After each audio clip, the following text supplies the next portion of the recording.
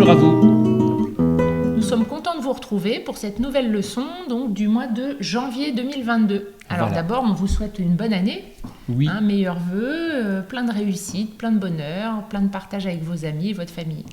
voilà. Et nous allons continuer notre étude de l'Évangile. Et je vous rappelle que nous sommes en ce moment dans l'Évangile de Luc, Matthieu, Marc, Luc et Jean. C'est donc le 3e Évangile. Et nous allons attaquer cet Évangile avec d'abord 2 paraboles. Donc, qu'est-ce qu'une parabole ? Alors, une parabole, c'est une histoire qui essaye d'expliquer quelle est la relation entre Dieu et les hommes, comment ça interagit entre les hommes et Dieu. Voilà, c'est une comparaison. Et là, Jésus va avoir besoin d'une parabole pour répondre à une question compliquée que nous allons voir. C'est ce qu'on appelle la parabole du bon samaritain. On va en parler tout à l'heure parce qu'elle est la réponse à une question que nous allons d'abord voir. C'est en Luc 10, au verset 25 à 28, où il y a quelque chose d'essentiel à connaître. Alors, verset 25. Un docteur de la loi se leva et dit à Jésus pour l'éprouver. Alors, un docteur de la loi, c'était un théologien de l'époque, c'était un savant qui étudiait la loi juive, c'est-à-dire l'Ancien Testament. Maître, que dois-je faire pour hériter la vie éternelle ? Jésus lui dit, qu'est-il écrit dans la loi ? Qui lis-tu ? Il répondit, tu aimeras le Seigneur ton Dieu de tout ton cœur, de toute ton âme, de toute ta pensée et de toute ta force. Pardon, j'ai inversé. Et ton prochain comme toi-même. Tu as bien répondu, lui dit Jésus. Fais cela et tu vivras. Et voilà, c'est intéressant parce que, effectivement, il lui dit qu'est-ce qu'il y a comme loi. Alors, vous savez que dans l'Ancien Testament, il y avait les 10 commandements qu'on avait déjà vus. Et en fait, il y en avait beaucoup plus que ça. Dans l'Ancien Testament, dans ce qu'on appelle la loi, donc la Torah pour les Juifs, Genèse, Exode, Lévitique, Nombre, Deutéronome, il y a 613 commandements. Il y a toutes sortes de commandements, de choses à faire le jour du sabbat, c'est-à-dire le samedi, le reste, etc.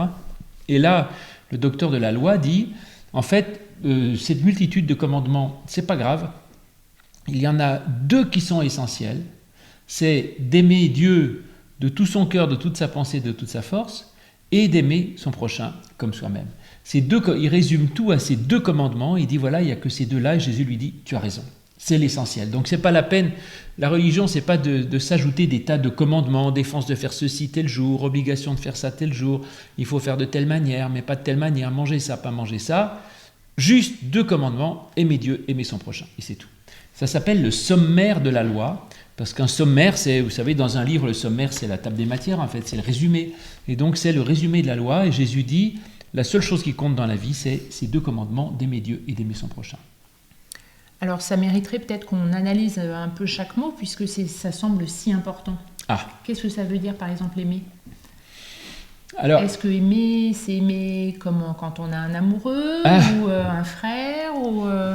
Oui, alors c'est ça. Alors aimer, en fait, ça ne veut pas dire trouver sympathique, parce qu'on ne peut pas se forcer. S'il y a quelqu'un qu'on n'aime pas, on ne l'aime pas. Mais aimer dans la Bible, ça veut dire lui donner une vraie place, c'est-à-dire accueillir la personne et lui donner une importance et ne pas faire comme s'il n'existait pas, autrement dit, hein, pas le rejeter. Et en particulier, aimer son prochain, il dit qu'il faut aimer son prochain comme soi-même. Ça ne veut pas dire qu'il faille aimer son prochain autant qu'on s'aime soi-même, parce que parfois on se déteste, ça peut arriver. Hein. Mais ça veut dire, moi, je suis quelqu'un et je reconnais devant l'autre le droit d'exister comme une personne. Donc je lui dis, je l'accueille, il a le droit de dire « je », que c'est un autre moi-même, il a le droit d'avoir une opinion qui n'est pas la même, d'avoir des goûts qui ne sont pas les miens, d'avoir une vision qui n'est pas la même, mais je lui dis « je t'accueille, je t'accepte et je suis heureux que tu sois là dans ma vie ». Donc aimer, ça veut dire accueillir et recevoir et laisser une place, accepter que l'autre ait une place et se considérer comme content que cet autre ait une place. Du coup, on comprend mieux le fait de pouvoir aimer quelqu'un qu'on ne connaît pas, ou...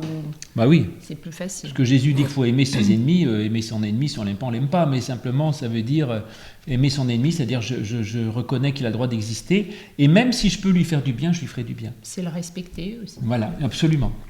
Alors du coup, aimer Dieu, ça veut dire laisser une place à Dieu dans ma vie. Celui qui n'aime pas Dieu, il le rejette, fait comme s'il n'existait pas.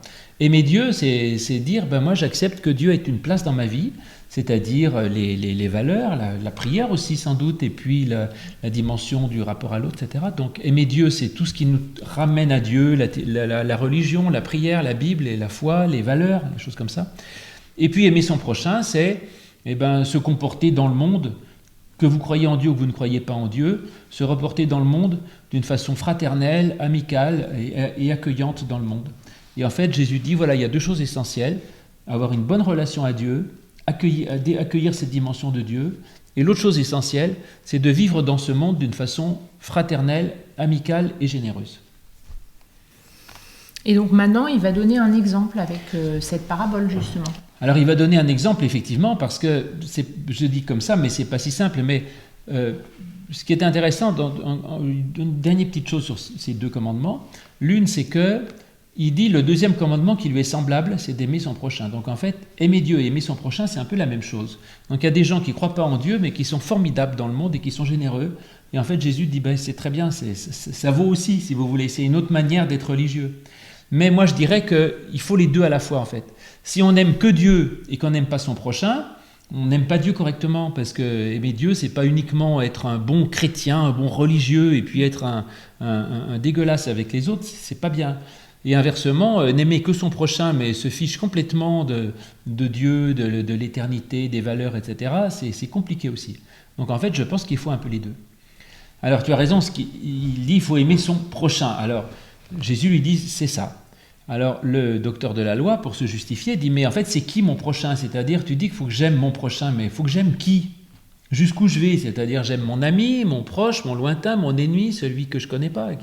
Est-ce que je peux donner une place à tout le monde? Et donc Jésus va essayer d'expliquer ce qui est ce prochain que je dois aimer. Et pour ça il donne donc une parabole, c'est-à-dire il va raconter une histoire que nous lisons donc en Luc 10 à partir du verset je ne sais pas quoi, 29. Alors, mais lui, 30, voulant se justifier, dit à Jésus, donc, qui est mon prochain? C'est ça. Jésus reprit la parole et dit, voilà, donc il va donner un exemple. Voilà. Un homme descendait de Jérusalem à Jéricho. Il tomba au milieu des brigands, qui le dépouillèrent, le chargèrent de coups et s'en allèrent, le laissant à demi-mort. Un sacrificateur... Un sacrificateur, c'est un prêtre, hein, c'était un spécialiste de la religion, c'était un prêtre de la religion de l'époque. Qui fortuitement descendait par le même chemin, ayant vu cet homme, passa outre. Ça veut dire qu'il continue son chemin, il s'en occupe pas. Un lévite. Alors un lévite, c'était aussi un religieux, c'était un type qui avait un rôle important dans la liturgie du temple. Qui arriva aussi dans ce lieu, l'ayant vu, passa outre. Voilà. Mais un samaritain, donc c'est un habitant de la Samarie. Alors les Samaritains, il faut que je dise juste un petit mot, un Samaritain qui voyageait, il passe par là. En fait, les Juifs, les Judéens, les habitants de Jérusalem, détestaient les Samaritains. C'est comme ça, hein, les Samaritains, c'est des gens qui habitaient un peu plus au nord de Jérusalem dans le pays, et les Samaritains et les Judéens, ou les Juifs de Jérusalem, se détestaient. C'est comme ça. Ils ne se parlaient pas, ils ne pouvaient même pas se voir, enfin, c'était une exécration épouvantable.